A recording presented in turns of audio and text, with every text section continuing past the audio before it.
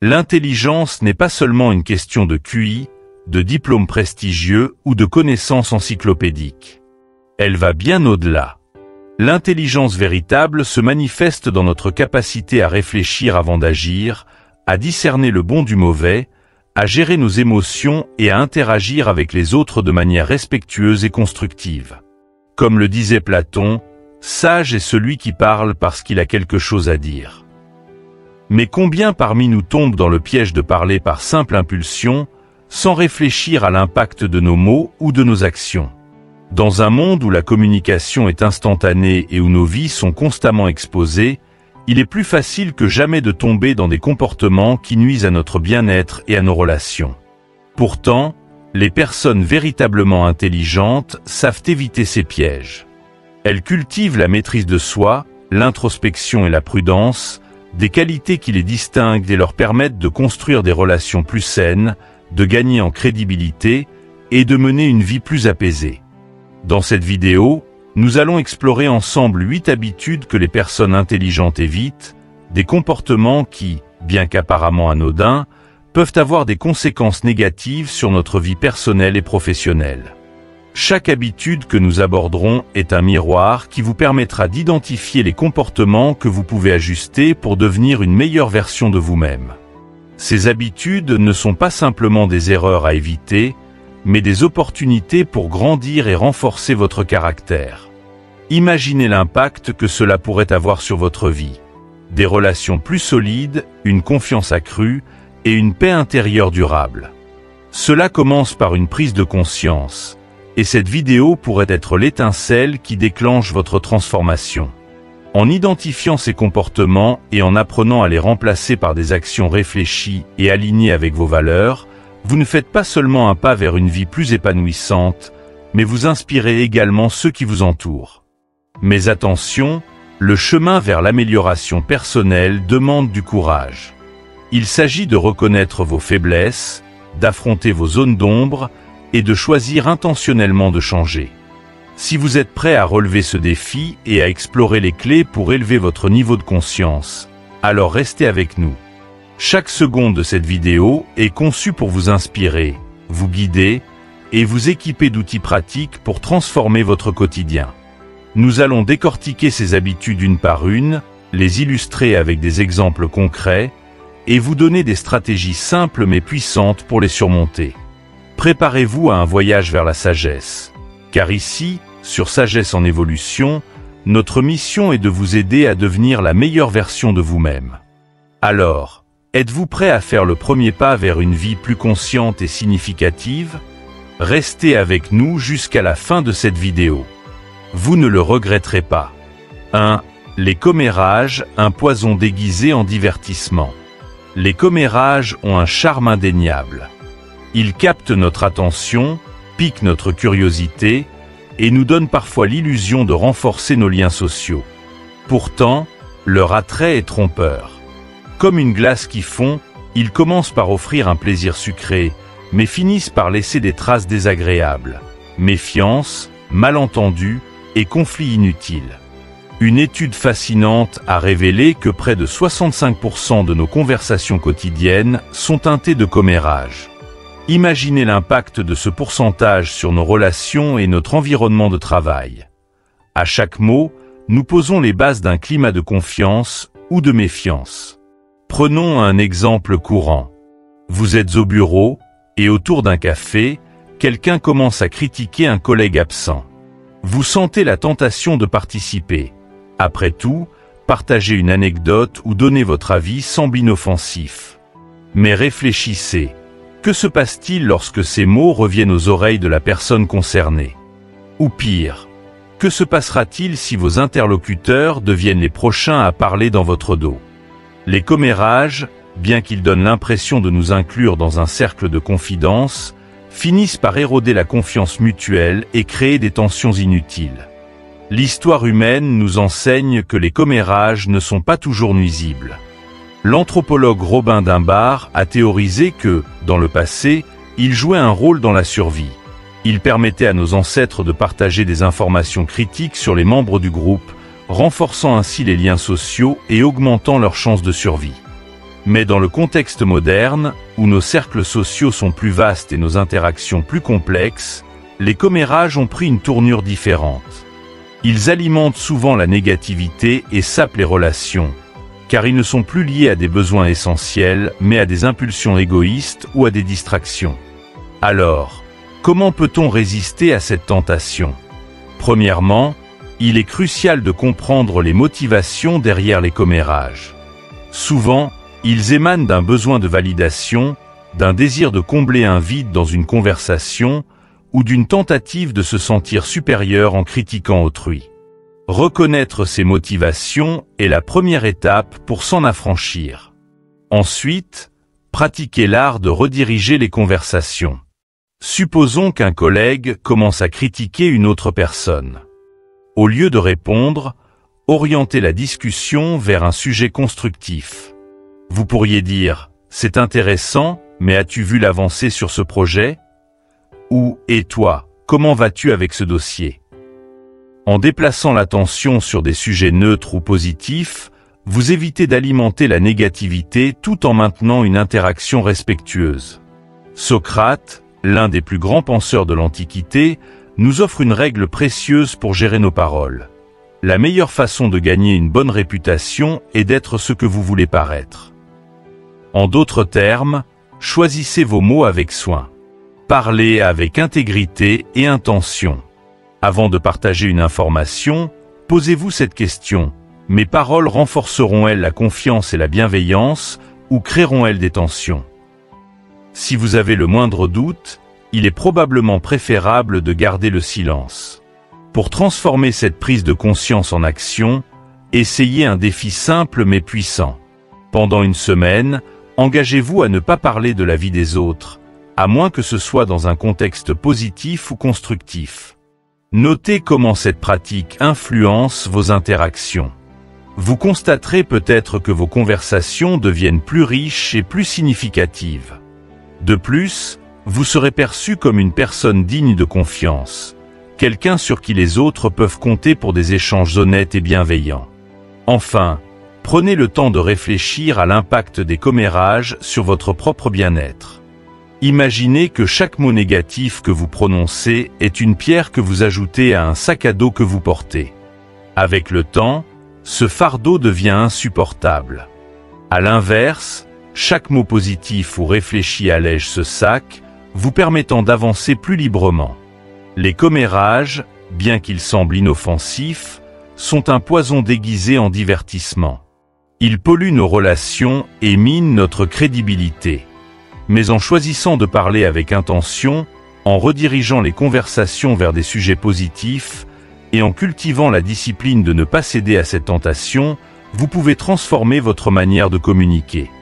Vous devenez alors un modèle de sagesse et de respect, inspirant ceux qui vous entourent à adopter une attitude similaire. Dans la prochaine partie, nous explorerons un autre aspect crucial de l'intelligence relationnelle. Évitez les paroles impulsives. Comment maîtriser vos émotions et choisir vos mots avec soin, même dans des moments de tension. Restez avec nous pour découvrir les clés de cette maîtrise précieuse. 2. Parler impulsivement, l'art du silence stratégique. Parler sans réfléchir est un piège dans lequel nous tombons tous à un moment ou à un autre. Une remarque impulsive, un mot de trop, ou une phrase mal choisie peut instantanément transformer une simple conversation en conflit ou laisser une impression durablement négative. Ce comportement, bien que naturel dans des moments de tension ou d'émotion, peut devenir une habitude nuisible si nous n'apprenons pas à le contrôler. Épictète, philosophe stoïcien, résumait ce défi avec sagesse. Nous avons 2 oreilles et une bouche pour écouter 2 fois plus que nous ne parlons. Imaginez une situation courante, une dispute familiale éclate. Les émotions montent et vous sentez les mots s'échapper de votre bouche avant même d'avoir eu le temps de les peser. Quelques instants plus tard, vous regrettez ce que vous avez dit, mais il est trop tard. Les paroles, une fois prononcées, ne peuvent être reprises. Leur impact, lui, peut être durable, laissant des blessures difficiles à guérir. La clé pour éviter ces regrets est de cultiver l'art du silence stratégique. Cela ne signifie pas se taire constamment ou éviter les conversations importantes, mais apprendre à faire une pause avant de répondre, surtout dans des moments de tension.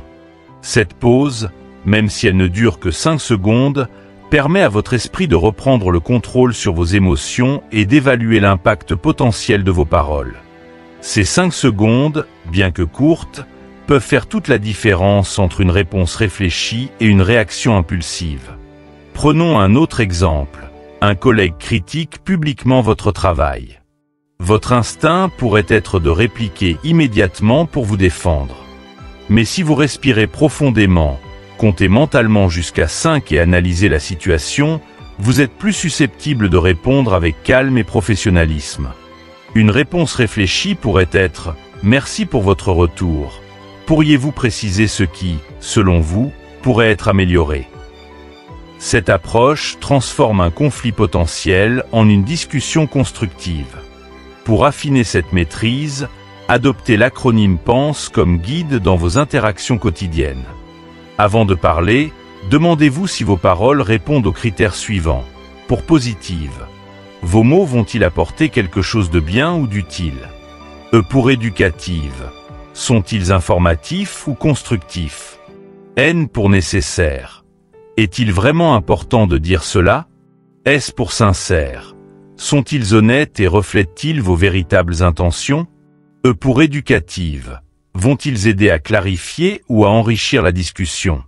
Si vos paroles ne remplissent pas au moins 3 de ces critères, il serait peut-être préférable de garder le silence. Ce simple exercice vous aide à éviter de parler pour parler et vous encourage à choisir vos mots avec soin. Le silence stratégique ne se limite pas à éviter les conflits. Il peut aussi renforcer votre image et votre crédibilité. Les personnes qui parlent avec intention et modération sont souvent perçues comme réfléchies, dignes de confiance et respectées dans leur cercle professionnel et personnel. À l'inverse, ceux qui parlent sans filtre ou impulsivement risquent de perdre en crédibilité, même s'ils ont de bonnes intentions. Outre la pause de 5 secondes et l'acronyme PENSE, une autre technique puissante est la pleine conscience. Avant de répondre, prenez un moment pour observer vos pensées et vos émotions. Que ressentez-vous? Pourquoi ressentez-vous cela? En prenant conscience de vos réactions internes, vous gagnez en clarté et en contrôle. C'est un peu comme regarder une tempête depuis un abri sécurisé. Vous pouvez observer sans être emporté par la turbulence. La maîtrise de vos paroles a également des avantages durables pour vos relations. Imaginez un ami ou un partenaire qui se sent écouté, respecté et compris parce que vous avez pris le temps de réfléchir avant de répondre. Cette simple habitude peut renforcer vos liens et réduire les malentendus. Enfin, rappelez-vous que le silence, lorsqu'il est utilisé stratégiquement, n'est jamais un signe de faiblesse. Au contraire, il montre que vous avez la force de ne pas céder à vos impulsions et de privilégier la réflexion sur la réaction. Cela vous place dans une position de contrôle, vous permettant de diriger la conversation plutôt que d'être dirigé par vos émotions. Parler impulsivement peut avoir des conséquences désastreuses sur vos relations et votre crédibilité, mais l'art du silence stratégique est une compétence que vous pouvez développer. En faisant une pause avant de répondre, en utilisant des outils comme l'acronyme PENSE et en pratiquant la pleine conscience, vous transformez vos interactions et cultivez une communication plus réfléchie et respectueuse. Dans la prochaine partie, nous aborderons un autre aspect crucial, la discrétion dans vos finances. Pourquoi est-il si important de protéger vos informations financières et comment cette pratique peut renforcer vos relations et votre sécurité? Restez avec nous pour découvrir la réponse. 3. Divulguez ces détails financiers, gardez votre coffre-fort fermé. Dans notre société où la transparence est parfois encouragée à outrance, partager des détails financiers peut sembler anodin, voire un geste de confiance. Pourtant, cette pratique est loin d'être aussi inoffensive qu'elle en a l'air. Warren Buffett, l'un des investisseurs les plus avisés de notre époque, a un conseil simple mais puissant. Ne dites jamais à personne combien vous gagnez. Pourquoi? Parce que la discrétion financière protège non seulement votre sécurité matérielle, mais aussi votre sérénité émotionnelle et vos relations. Imaginez que vos finances soient comme un coffre-fort rempli de trésors. Donneriez-vous le code à n'importe qui? Probablement pas. Pourtant, chaque fois que vous divulguez des informations financières intimes, que ce soit votre salaire, vos économies ou vos investissements, vous ouvrez la porte à des conséquences potentiellement négatives. Cela peut susciter de la jalousie chez certains, du jugement chez d'autres, ou pire, attirer des personnes mal intentionnées qui pourraient chercher à profiter de vous. Prenons un exemple concret.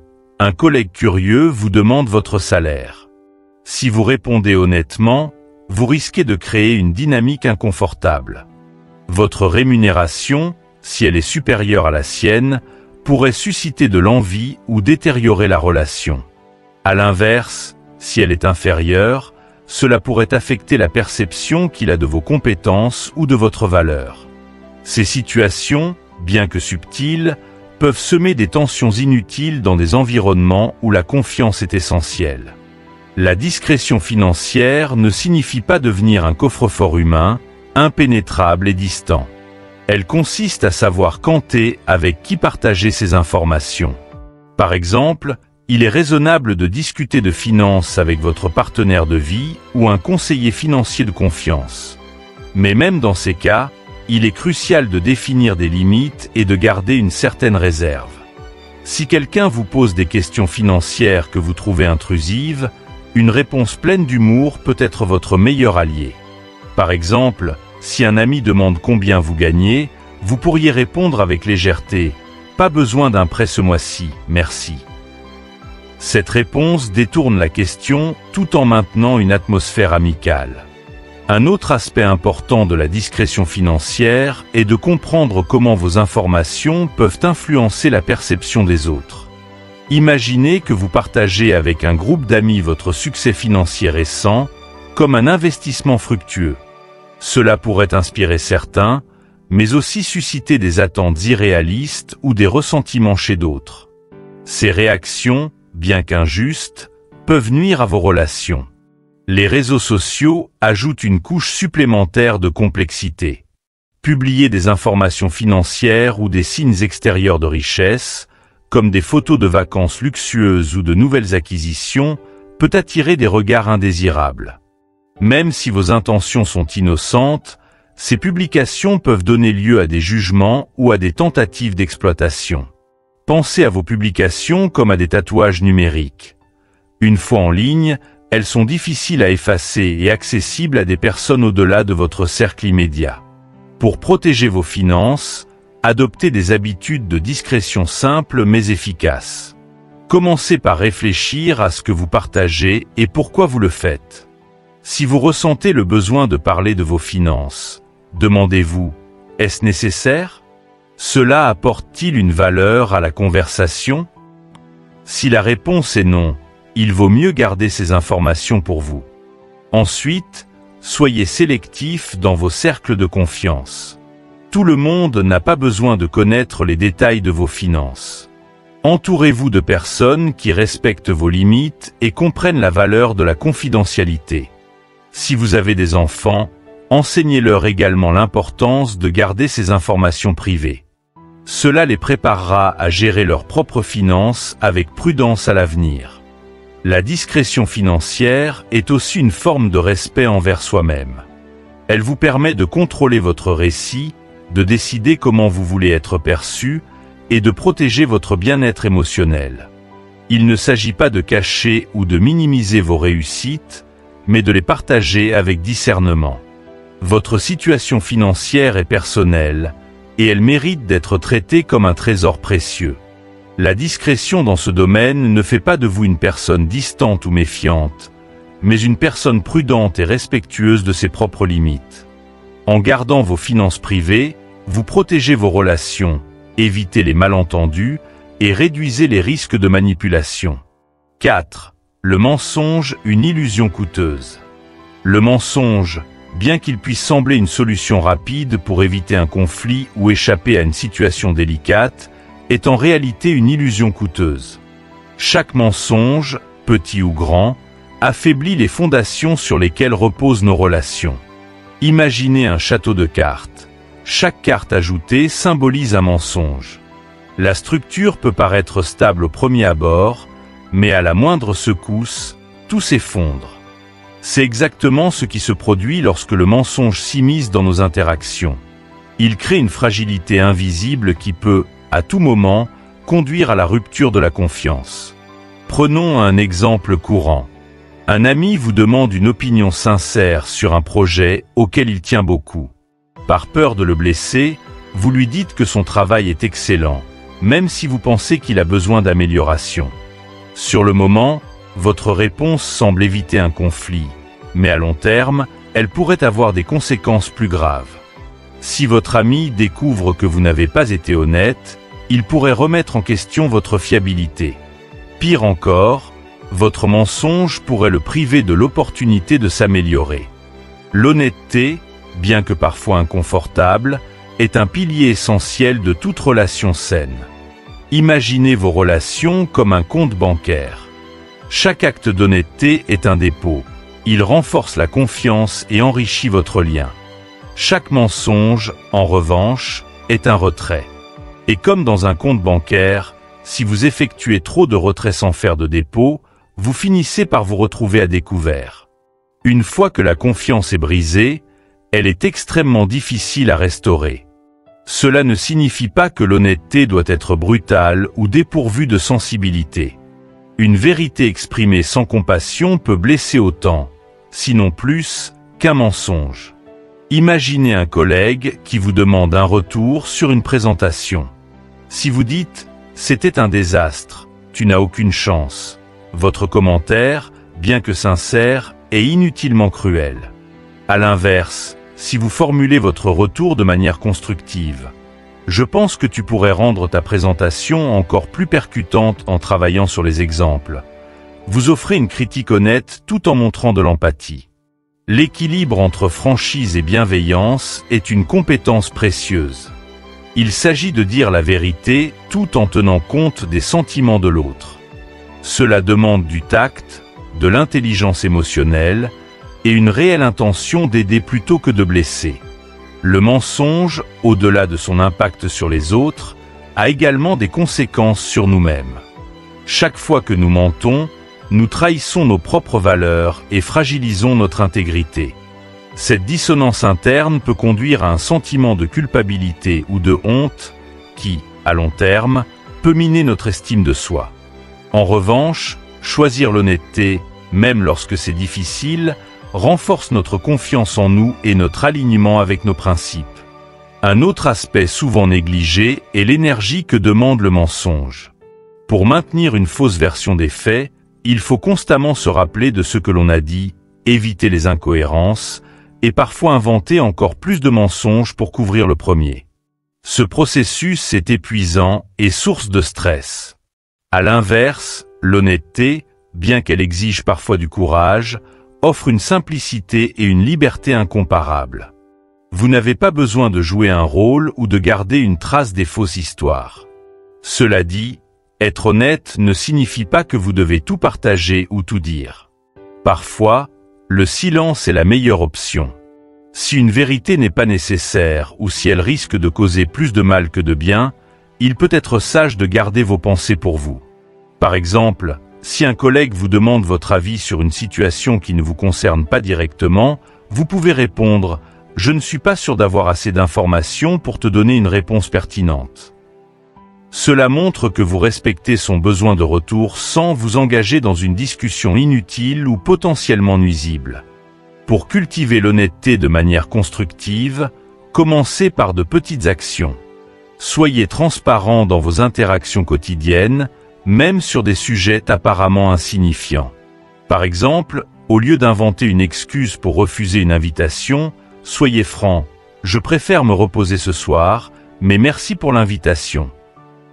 Ces petits gestes renforcent votre habitude de dire la vérité et établissent un modèle de communication ouverte et authentique. Le mensonge peut sembler être une solution facile, mais il finit toujours par coûter cher, en confiance, en énergie et en paix intérieure. L'honnêteté, bien qu'elle exige du courage et du tact, est une voie beaucoup plus durable et enrichissante. Chaque acte honnête est une pierre que vous ajoutez à la fondation solide de vos relations et de votre intégrité personnelle. 5. Réagir aux provocations, résister aux pièges émotionnels. Les provocations sont une épreuve universelle. Que ce soit un commentaire acerbe, une critique non sollicitée ou une remarque destinée à vous irriter, elles sont conçues pour perturber votre sérénité et tester votre patience. Pourtant, comme des publicités ennuyeuses qui interrompent votre série préférée, vous avez le pouvoir de changer de chaîne. La clé est de ne pas mordre à l'hameçon, mais de résister aux pièges émotionnels avec calme et discernement. Imaginez une scène familière. Au travail, un collègue fait une remarque désobligeante sur votre performance devant vos pairs. Votre première impulsion pourrait être de répliquer sur le même ton, peut-être pour défendre votre honneur ou rendre l'appareil. Mais réfléchissez un instant. En ripostant, vous entrez dans un jeu de provocation où les émotions prennent le dessus et où personne ne sort véritablement gagnant. Pire encore, votre réaction impulsive pourrait laisser une impression négative auprès de vos collègues ou supérieurs. À la place, adoptez l'attitude stoïcienne. Imaginez que vous êtes un mur solide et immobile. Les paroles provocantes de l'autre personne rebondissent sur vous sans pénétrer votre esprit ni troubler votre calme. Cette image mentale peut sembler simple, mais elle est extrêmement puissante pour vous protéger de l'impact émotionnel des provocations. Un autre outil efficace est l'utilisation de l'humour. Lorsqu'une personne cherche à vous irriter, une réponse légère ou décalée peut désamorcer la tension et transformer l'atmosphère. Par exemple, si quelqu'un critique votre style vestimentaire en public, répondez avec un sourire. Je savais que je pouvais compter sur toi pour être mon conseiller mode. Non seulement cela montre que vous ne prenez pas la remarque à cœur, mais cela reflète également votre maîtrise de vous-même. Changer de sujet est également une stratégie sous-estimée mais incroyablement efficace. Si la provocation survient dans une conversation, détournez simplement l'attention vers un sujet neutre ou positif. Par exemple, si un membre de votre famille vous reproche quelque chose lors d'un dîner, répondez calmement et enchaînez avec une question sur un sujet agréable, comme un projet récent ou une anecdote amusante. Cela déroute le provocateur et recentre la discussion. Le véritable défi, cependant, réside dans votre capacité à ne pas internaliser les provocations. Souvenez-vous que derrière chaque remarque désagréable se cache souvent une insécurité, une frustration ou un besoin de reconnaissance chez l'autre personne. Ce comportement en dit plus sur elle que sur vous. Prenez du recul et voyez la provocation pour ce qu'elle est. Une tentative de perturber votre équilibre, mais pas une vérité sur vous-même. Le stoïcisme enseigne que nous ne pouvons pas contrôler ce que les autres disent ou font, mais nous avons un contrôle total sur notre réaction. Comme Épictète l'a dit, ce ne sont pas les événements qui troublent les hommes, mais leur jugement sur ces événements. Appliquez ce principe aux provocations. Ce n'est pas la remarque en elle-même qui vous blesse, mais l'importance que vous choisissez de lui accorder. Réagir aux provocations avec calme et maîtrise est également bénéfique pour votre santé mentale et physique. Des études montrent que le stress émotionnel, souvent déclenché par des conflits, peut avoir des effets négatifs sur votre système immunitaire, votre sommeil et votre bien-être général. En restant serein face aux provocations, vous réduisez ces effets et préservez votre énergie pour des choses plus importantes. Un exemple célèbre de maîtrise de soi face à la provocation est celui de Nelson Mandela. Pendant ses années d'emprisonnement, il a été confronté à des provocations incessantes de la part de ses geôliers. Au lieu de répondre par la colère ou la haine, il a choisi de préserver son calme et de maintenir sa dignité. Cette attitude lui a non seulement permis de conserver sa paix intérieure, mais aussi de gagner le respect, même de ses adversaires. Pour pratiquer cette maîtrise dans votre propre vie, commencez par des exercices simples. Par exemple, lorsque vous sentez une montée de colère ou d'irritation face à une provocation, respirez profondément. Comptez lentement jusqu'à 5 avant de répondre ou de décider si une réponse est même nécessaire. Cette courte pause permet à votre esprit rationnel de reprendre le contrôle, évitant ainsi une réaction impulsive. Un autre exercice est de tenir un journal des provocations. Notez les situations où vous avez été provoqué, comment vous avez réagi et comment vous auriez préféré réagir. Avec le temps, cette réflexion vous aidera à reconnaître vos déclencheurs émotionnels et à affiner vos réponses. Les provocations ne sont rien de plus qu'une invitation au conflit. En choisissant de ne pas y répondre, vous exercez une puissance émotionnelle qui préserve votre paix intérieure et renforce votre maîtrise de vous-même. Laissez les paroles blessantes rebondir sur vous comme des gouttes d'eau sur une surface imperméable. Utilisez l'humour, détournez l'attention et, surtout, rappelez-vous que la vraie force réside dans le calme et la retenue. Dans la prochaine partie, nous explorerons un autre défi émotionnel. Comment maîtriser la colère pour transformer un feu destructeur en une force constructive. Restez avec nous pour découvrir comment canaliser cette émotion puissante en énergie positive. 6. Parler avec colère, transformer le feu destructeur en chaleur constructive. La colère est une émotion universelle, puissante et parfois incontrôlable. Comme un incendie, elle peut se déclencher rapidement et ravager tout sur son passage. Des relations, des opportunités et même notre propre paix intérieure. Pourtant, entre les mains d'une personne sage, cette même colère peut être transformée en une énergie constructive, capable d'éclairer, de réchauffer et de bâtir. Tout repose sur la manière dont elle est maîtrisée. Imaginez une dispute avec un collègue. Les tensions montent, les voix s'élèvent et les mots deviennent des armes. Dans la chaleur du moment, il est tentant de répondre par la colère, en lançant des accusations ou des critiques cinglantes. Mais que reste-t-il une fois la tempête passée? Des relations fragilisées, des regrets et une perte de crédibilité. Maintenant, imaginez une autre approche. Au lieu de céder à l'impulsion de crier, vous prenez une profonde inspiration.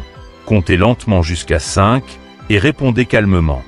Par exemple, « Je comprends ton point de vue, mais je pense qu'il y a un malentendu. » Discutons calmement pour trouver une solution. Cette réponse, bien que simple, transforme une situation explosive en une opportunité de dialogue et de compréhension. La maîtrise de la colère commence par la reconnaissance de son origine. La colère naît souvent d'un sentiment d'injustice, de frustration ou de peur. Elle est une réaction naturelle lorsque nous nous sentons attaqués ou ignorés. Cependant, au lieu de nous laisser emporter par elle, nous pouvons l'utiliser comme un signal. Elle nous indique qu'il y a un problème à résoudre, une limite à poser ou une situation à clarifier. Le stoïcisme enseigne que nous ne pouvons pas contrôler les événements extérieurs, mais seulement nos réactions à ces événements. Sénèque disait « La colère est une courte folie ». Lorsque nous réagissons avec colère, nous perdons temporairement notre capacité à raisonner et à prendre des décisions éclairées. En prenant du recul, même pour quelques instants, nous récupérons notre pouvoir de choisir une réponse appropriée. Prenons un exemple célèbre. Martin Luther King Jr., face aux injustices et aux provocations de son époque. Il aurait pu céder à la colère et prôner une réponse violente. Au lieu de cela, il a canalisé cette émotion pour inspirer des millions de personnes à travers un message de non-violence et d'action constructive. Sa maîtrise de la colère a transformé une émotion destructrice en une force motrice pour le changement. Pour appliquer cette sagesse dans votre propre vie, commencez par des exercices simples. Lorsqu'une situation vous met en colère, respirez profondément et essayez de nommer ce que vous ressentez. Par exemple, « Je suis frustré parce que je me sens ignoré dans cette réunion ». Mettre des mots sur vos émotions permet de les désamorcer et de reprendre le contrôle. Ensuite, pratiquez la technique de la visualisation anticipée. Imaginez les conséquences potentielles de vos paroles si vous répondez avec colère. Cela pourrait-il aggraver la situation ou nuire à votre réputation?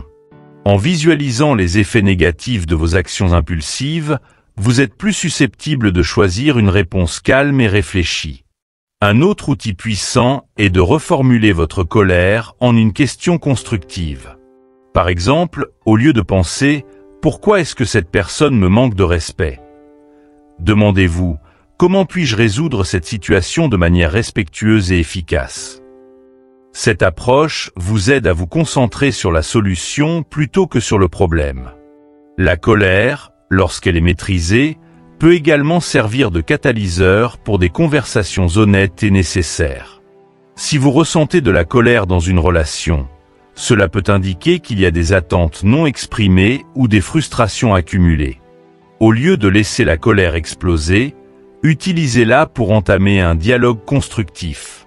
Par exemple, « Je me sens frustré parce que je pense que mes efforts ne sont pas reconnus. Pouvons-nous en parler ?»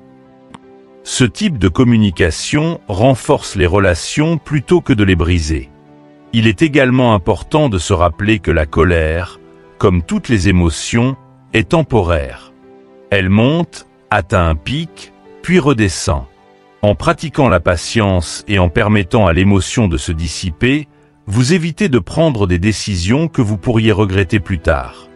La colère, bien qu'elle puisse sembler incontrôlable, est une émotion que vous pouvez transformer en un outil puissant pour la croissance personnelle et la résolution de conflits. En respirant profondément, en prenant du recul et en choisissant vos paroles avec soin, vous changez un feu destructeur en une source de lumière et de chaleur constructive. Chaque fois que vous maîtrisez votre colère, vous renforcez votre caractère et inspirez ceux qui vous entourent à faire de même. 7. Partagez excessivement sur les réseaux sociaux. Une prudence numérique. Dans le monde numérique d'aujourd'hui, les réseaux sociaux sont devenus des fenêtres ouvertes sur nos vies. Chaque photo publiée, chaque moment partagé et chaque pensée exprimée en ligne est comme une invitation à nos abonnés et parfois à des étrangers à jeter un œil dans notre intimité. Mais combien d'entre nous réfléchissent réellement à ce que nous laissons entrevoir à travers ces fenêtres? Partagez chaque détail de votre vie.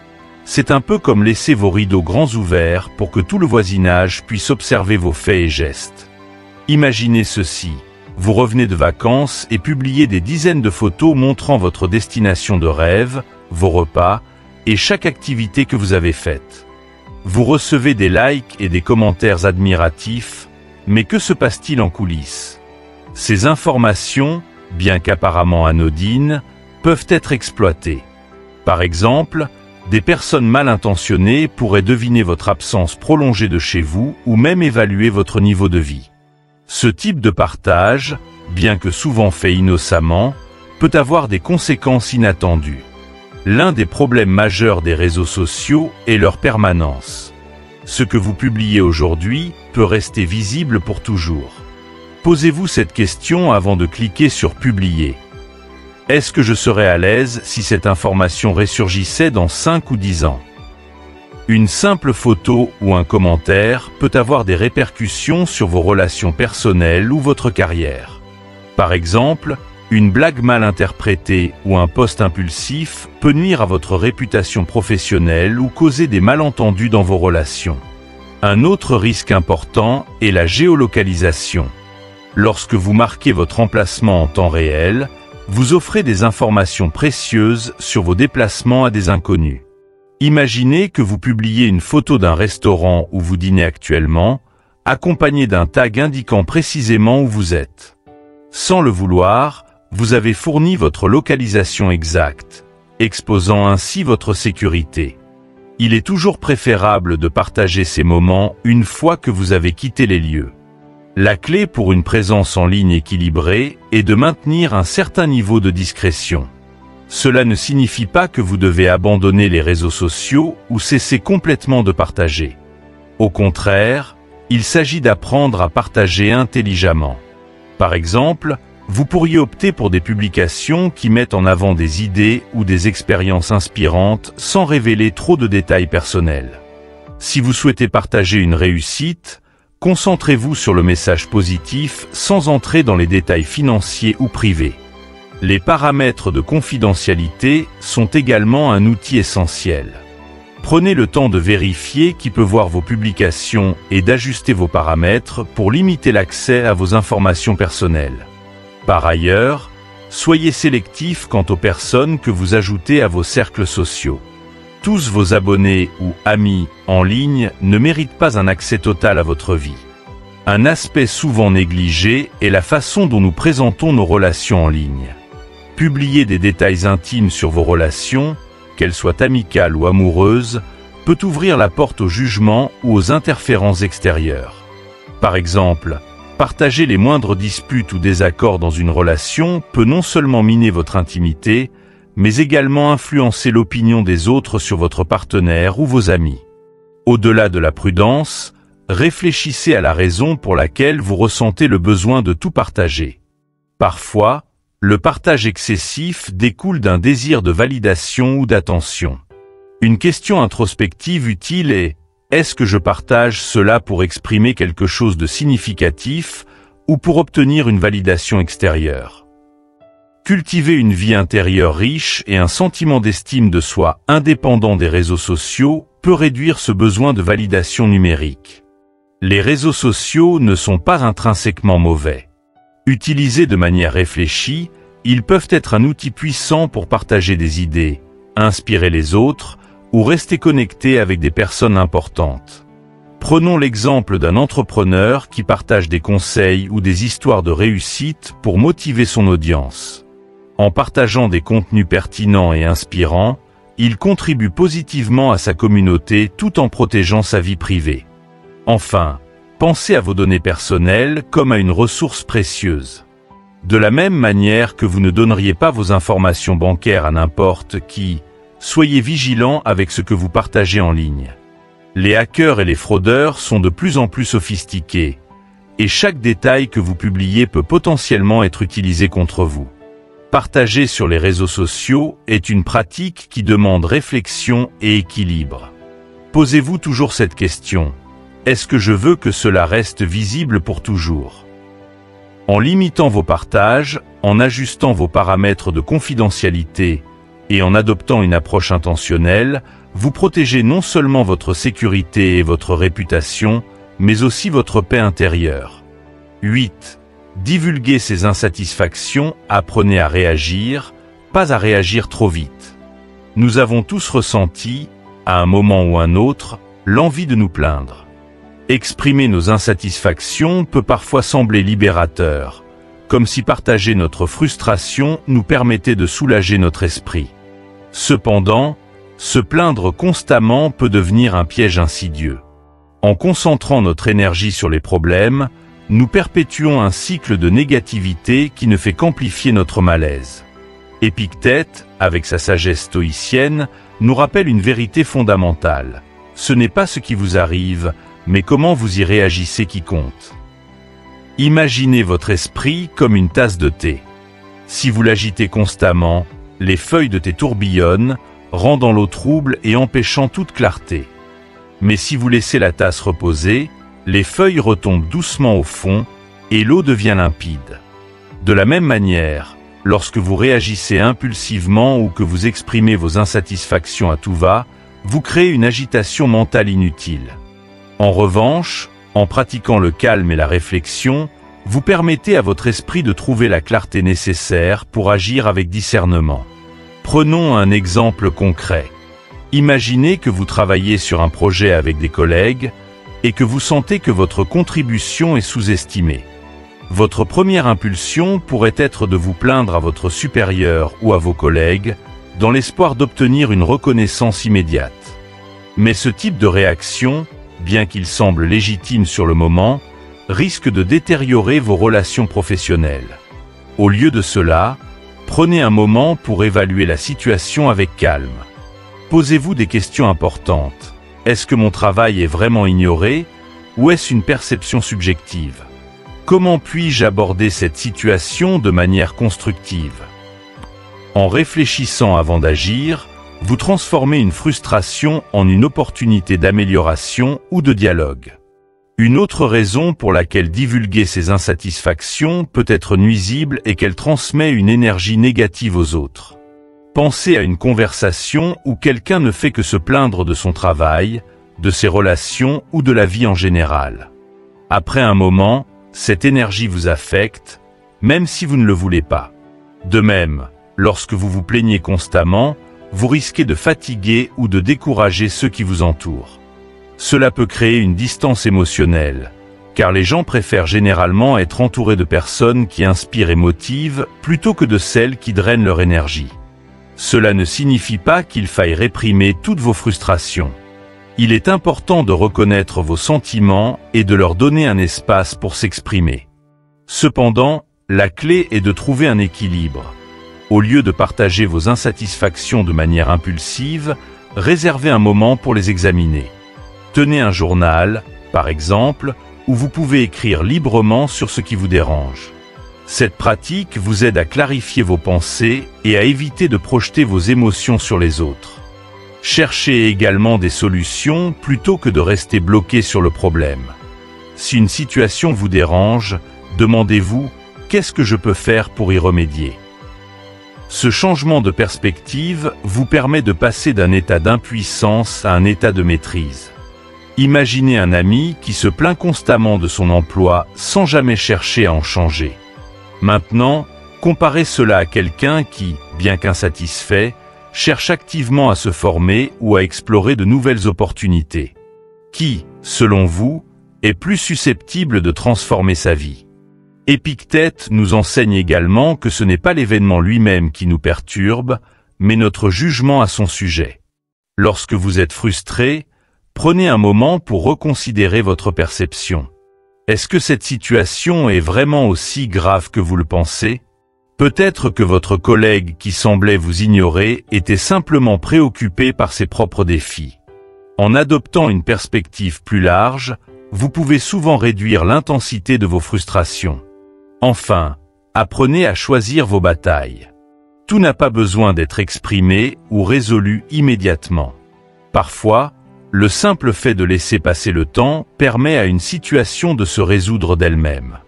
Si quelque chose ne vous dérange plus après quelques jours, cela signifie qu'il ne valait probablement pas la peine de vous en inquiéter.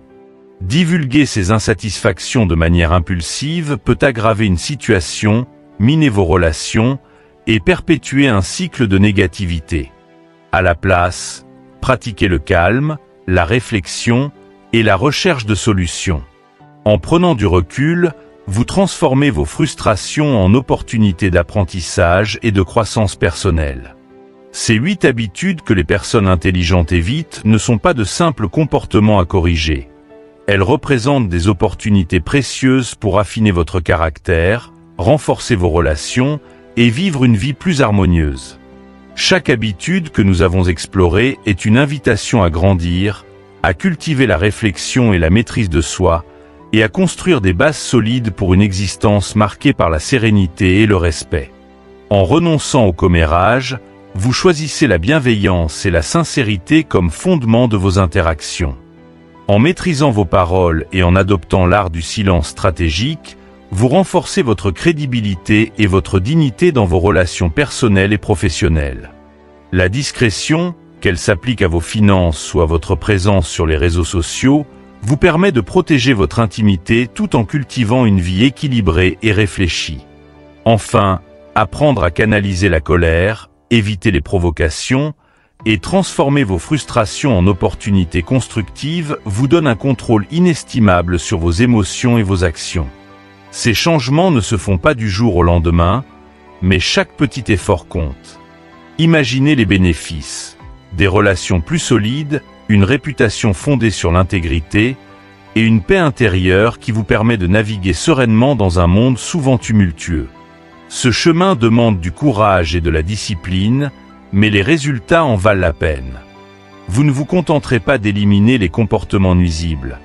Vous découvrirez une version plus forte et plus sage de vous-même. Comme l'enseignait Marc Aurèle, l'un des grands philosophes stoïciens. La perfection de caractère consiste à vivre chaque jour comme si c'était le dernier, sans agitation, sans apathie et sans fausseté. En intégrant ces habitudes dans votre quotidien, vous vous rapprochez de cet idéal. Vous devenez un modèle pour ceux qui vous entourent, inspirant par vos actions et votre attitude. Si cette vidéo vous a inspiré et que vous ressentez le désir de commencer ce voyage vers une vie plus consciente et épanouie, alors prenez une première action dès maintenant. Aimez cette vidéo, partagez-la avec ceux qui, comme vous, cherchent à grandir et à s'améliorer. Ces petites actions ne renforcent pas seulement notre communauté, elles diffusent également des idées qui peuvent transformer des vies. Abonnez-vous à notre chaîne Sagesse en Évolution et activez la cloche de notification pour ne manquer aucune de nos prochaines vidéos. Ensemble, nous construisons un espace où la sagesse, la réflexion et l'excellence personnelle sont au cœur de tout ce que nous faisons. Rappelez-vous, la sagesse est un voyage, et chaque pas compte. Merci d'avoir été avec nous jusqu'à la fin, et à très bientôt pour une nouvelle étape dans cette quête de sagesse et d'évolution. Visage souriant avec Urieur.